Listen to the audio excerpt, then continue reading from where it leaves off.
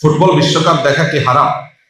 এখানে আপনারা অনেকেই আছেন, বিশ্বকাপ ফুটবলের খোঁজ খবর রাখেন, আর অনেক আসামি আছেন যারা খেলা দেখেন। আছে কিনা? আছে। এই সমস্ত খেলাধুলা, এই সমস্ত ইভেন্ট গুলো দেখা, ফলো আপ করা, এটা কি হারাম নাকি হালাল?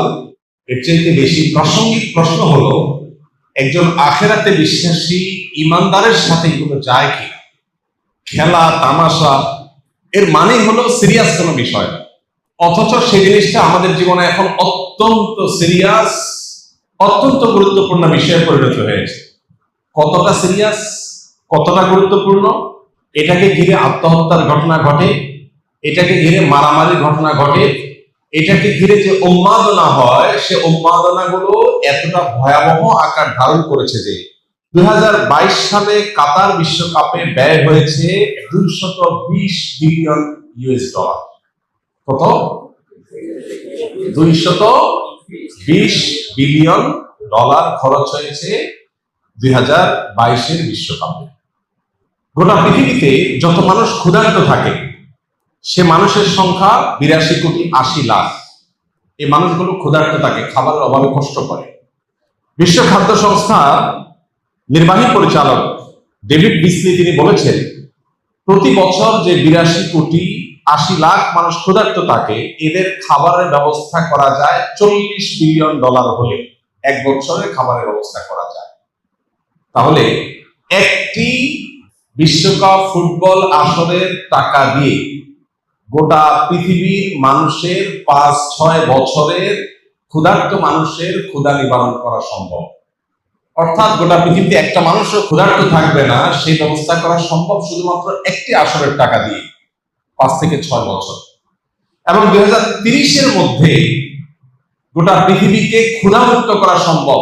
এই 82 কোটি মানুষের সম্পূর্ণ খাদ্যের স্থায়ী ব্যবস্থা করা সম্ভব যদি শুধুমাত্র একটি ফুটবল বিশ্বকাপ আসরের টাকা দিয়ে দেওয়া হয়।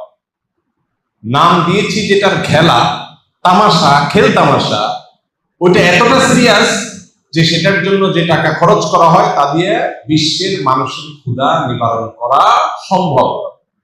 প্রিয় ভাইরা আমার, এই উন্মাদনা আমাদের দেশকে যে পরিমাণ গ্রাস করছে, খেলছে একজন, জিতলেও সে পুরস্কার পাবে, টাকা পাবে, হারলেও সে পুরস্কার পাবে, টাকা পাবে।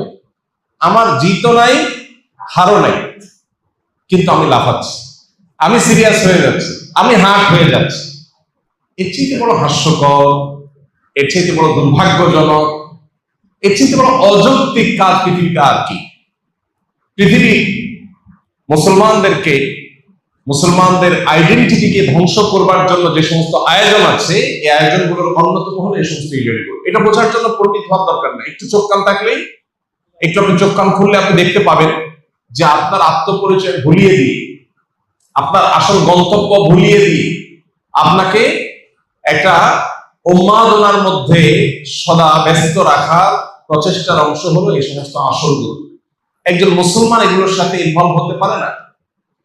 পৃথিবীতে যত অপরাধ কর্ম আছে, আল্লাহ রাব্বুল আলামিন শয়তানের যে কয়েকটা কর্মকাণ্ডের কথা বলেছেন কোরআনে কারিমে, স্পেসিফিক এবং সুনির্দিষ্ট করে আল্লাহ তাআলা জুয়া এবং মদকে আল্লাহ বলেছেন, ইন্নামাল খামরু ওয়াল মাইসিরু ওয়াল আনসাবু ওয়াল আজলামু রিজসুম মিন আমালিশ শাইতানি ফাজতানিবুহু। এখানে আল্লাহ তাআলা জুয়া এবং মাদক এই দুইটাকে বলেছেন শয়তানের কর্ম, বিশেষভাবে এই দুইটাকে বলেছেন। আর এই সমস্ত খেলাকে কেন্দ্র করে মাদক এবং জুয়ার সবচেয়ে বড় আসর বিশ্বব্যাপী বসে থাকে। আর জেনা, ব্যভিচারের যে পথ গোটা বিশ্বব্যাপী সবচেয়ে বেশি উন্মোচিত হয়, এই সমস্ত আসলে সেটাতে বলার অপেক্ষা রাখে না। একজন মুসলমান যে আখিরাতে বিশ্বাসী, জান্নাতে বিশ্বাসী, আল্লাহতে বিশ্বাসী, তার বেঁচে থাকার জন্য তো বহু বিনোদনের ব্যবস্থা ইসলাম রেখেছে। দাম্পত্য জীবনে স্বামী স্ত্রীর সুসম্পর্ক, এটা মানুষের বেঁচে থাকার প্রয়োজনে। আল্লাহ বলেছেন, লিতাসকুনু ইলাইহা, আদম আলাইহিস সালামের জন্য হাওয়াকে তৈরি করেছেন যাতে করে একে অন্যের মাধ্যমে প্রশান্তি লাভ করতে পারে, ভালো সময় কাটে, মানসিক সুখ হয়। আল্লাহ তাআলা আমাদেরকে যে পরিবার দিয়েছেন, এই পরিবারটা আমাদের কাছে বড় উপভোগ্য। আমাদের মায়ের মমতা আমাদেরকে আনন্দিত করে, পরিতৃপ্ত করে। সন্তানকে আদর করে মা পরিতৃপ্তি পায়, বাবার স্নেহ সন্তানকে আনন্দিত করে, আবার সন্তানের শ্রদ্ধা বাবাকে আনন্দিত করে। ভাই বোনের মধ্যে, পরিবারের মধ্যে সুখের সময় কাটানো মানুষকে আনন্দিত করে। মুসলমানের আনন্দের তো বহু উপলক্ষ আছে। ওদের পরিবার ব্যবস্থাপনা ভেঙে পড়েছে, ওদের পরিবার ধ্বংস হয়ে গেছে, ওদের কারোর সাথে কোনো সম্পর্ক নেই, তাদের স্বামী স্ত্রীর মধ্যে রিলেশন নেই, তাদের সবকিছু প্লাস্টিকের সম্পর্ক। তাদের জন্য এই সমস্ত আসরগুলো সান্ত্বনা বা মানসিক সুখের কারণ হতে পারে। মাদক আর জুয়ার মধ্যে ডুবে থেকে তারা সাময়িক আনন্দ পাওয়ার চেষ্টা করতে পারে। আপনার জন্য তো এটা মানায় না, মুসলমানের সাথে কিন্তু যায় না। আমাদের দেশে যে পরিমাণ জুয়া এর প্রচলন শুরু হয়েছে, প্রতি বছর ফুটবল বিশ্বকাপকে কেন্দ্র করে, ফুটবল ক্রিকেটকে কেন্দ্র করে বড় বড় মনিটরে দেশের প্রত্যন্ত অঞ্চলে খেলা দেখাবার যে ব্যবস্থা হয়, সেখানে রীতিমতো গ্রামের ছেলে মেয়েরা এখন জুয়া এবং বাজি ধরাধরি করছে এবং নিঃস্ব হয়ে যাচ্ছে। গত কয়েক বছর আগে ক্যাসিনোর কাণ্ডে বহু কোটিপতি লাখপতি রাস্তার ভিখারি হয়ে গেছে, এটা নিয়ে বহু নিউজ হয়েছে, অনেক রতি মহারতি গ্রেপ্তার হয়েছে, আপনারা জানেন। অথচ অনলাইন জুয়া এটা আজকে পকেটে পকেটে ঢুকে দেওয়া হচ্ছে। যে জুয়ার বিরুদ্ধে আমাদের সরকার এবং প্রশাসন সংগ্রাম করে চলছে, যে জুয়ার থাবা থেকে সমাজকে বাঁচাবার চেষ্টা করছে, সেই জুয়া আমাদের দেশে সবচেয়ে বেশি প্রবেশ করে স্পোর্টসের হাত ধরে, তথাকথিত খেলাধুলার হাত ধরে। যতগুলো খেলাধুলার আসর হয়ে থাকে, অনলাইন ইভেন্ট হয়ে থাকে, এগুলোকে ঘিরে আমাদের তরুণদের মধ্যে, যুবকদের মধ্যে জুয়ার আদান প্রদান এবং জুয়া খেলার টেন্ডেন্সি এটা ব্যাপকভাবে বাড়ছে। এই বিষয়টাকে কর্তৃপক্ষের গভীরভাবে মনোযোগ দিয়ে দেখা উচিত। যদি এটা দেখা হয়, তাহলে সেক্ষেত্রে একে তো নীতি নৈতিকতার যে অভাব, সেটা আমরা কিছুটা হলেও দূর করতে পারবো। যদি আমরা এই উন্মাদনা থামাতে পারি, তাহলে আমাদের তরুণদের মধ্যে যে বহে যাওয়ার প্রবণতা, সেটা কিছুটা হলেও কমানো যাবে। জুয়ার যে প্রবণতা, সেটা কিছুটা হলেও কমানো যাবে।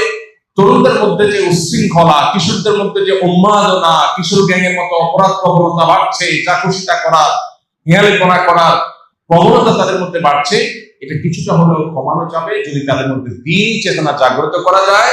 আর পশ্চিমাদের তৈরি এই সমস্ত বস্তা পচা সস্তা কৃষ্টি কালচার থেকে যদি সমাজকে বাঁচাবার ন্যূনতম চেষ্টাও করা যায়। কিন্তু কে শোনে কার কথা?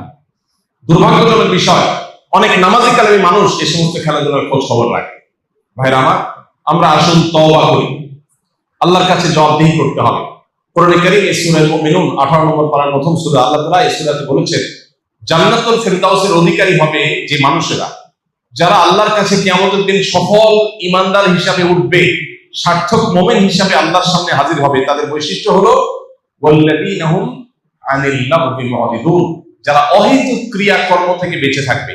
নবীজি সাল্লাল্লাহু আলাইহি ওয়াসাল্লাম বলেছেন, মিন হুসনি ইসলামিল মারই তারকুহু মা লা ইয়ানি, একজন মানুষের ইসলাম সুন্দর হবে যখন সে অহেতুক অনর্থক কাজ পরিহার করবে। অনর্থক কাজ করে সে কখনো ভালো মুসলমান হতে পারে না।